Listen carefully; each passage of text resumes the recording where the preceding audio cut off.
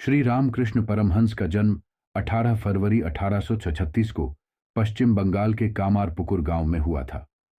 उनका असली नाम गदाधर चट्टोपाध्याय था। बचपन से ही वे आध्यात्मिक प्रवृत्ति के थे और भगवान के प्रति उनकी गहरी भक्ति थी। युवा अवस्था में ही उन्होंने देवी काली की भक्ति में अपना जीवन समर्पित कर दिया।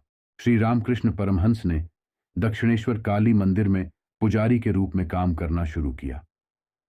वे काली मां के प्रति इतनी भक्ति से समर्पित थे कि उन्होंने दिन रात देवी के ध्यान में बिताना शुरू किया। एक दिन उन्होंने मां काली के साक्षात दर्शन किए। इस अनुभव ने उनके जीवन को पूरी तरह से बदल दिया और उन्हें गहन आध्यात्मिक अनुभवों की ओर अग्रसर किया। श्री रामकृष्ण परमहंस ने न केवल हिंदू धर्म बल्कि इस्लाम और ईसाई धर्म का भी अध्ययन किया। उन्होंने यह समझने की कोशिश की कि सभी धर्मों का सार एक ही है।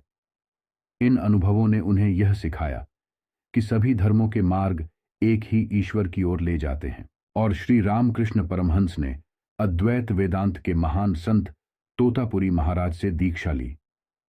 तोतापुरी महाराज ने उन्हें निर्विकल्प समाधि का अनुभव कराया, जिसमें व्यक्ति अपनी आत्मा और ब्रह्मांड की आत्मा के एकत्व का अनुभव करता है। इस अनुभव ने श्री रामकृष्ण परमहंस को आत्मज्ञान की उच्च अवस्था तक पहुंचा दिया और श्री रामकृष्ण परमहंस ने कई शिष्यों को आत्मज्ञान की ओर अग्रसर किया, जिनमें स्वामी विवेकानंद प्रमुख थे। विवेकानंद को जीवन का सच्चा अर्थ समझाने और उन्हें आध्यात्मिक मार्ग पर चलने के लिए प्रेरित करने में श्री रामकृष्ण परमहंस की महत्वपूर्ण भूमिका थी। उन्होंने अपने शिष्यों को यह सिखाया कि भगवान की भक्ति और मानवता की सेवा ही जीवन का सर्वोच्च उद्देश्य है।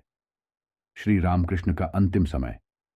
श्री रामकृष्ण परमहंस ने अपने जीवन के अंतिम समय में भी अपने शिष्यों को उपदेश दिए और उन्हें आत्मज्ञान की राह पर चलने के लिए प्रेरित किया। 16 अगस्त 1886 को उन्होंने महासमाधि ली, लेकिन उनके उपदेश और शिक्षाएं आज भी लोगों के जीवन को प्रेरित करती हैं। श्री रामकृष्ण परमहंस की आध्यात्मिक यात्रा एक प्रेरणादायक कथा है, जो यह सिखाती है कि सच्ची भक्ति, समर्पण और सभी धर्मों का आदर करने से ही आत्मज्ञान प्राप्त किया जा सकता है। उनकी जीवन कथा को सुनकर और पढ़कर हम सभी को अपने जीवन में आध्यात्मिकता और मानवता के मार्ग पर चलने की प्रेरणा मिलती है।